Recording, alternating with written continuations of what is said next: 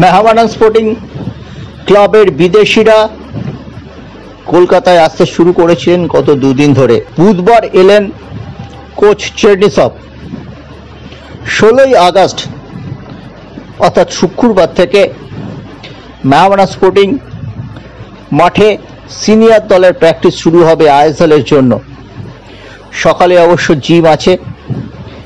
Coach চেরনিসভকে এদিন বিমানবন্দরে স্বাগত জানাতে যান ফুটবল সচিব দীপেন্দু বিশ্বাস। নিউ টাউনের একটি হোটেলে রয়েছে মেহমানান স্পোর্টিং এর পুরো দল।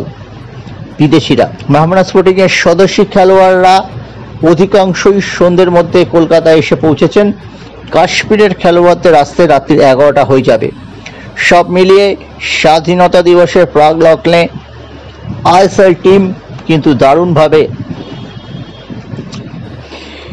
গুছিয়ে নিয়েছে মেহমানান স্পোর্টিং।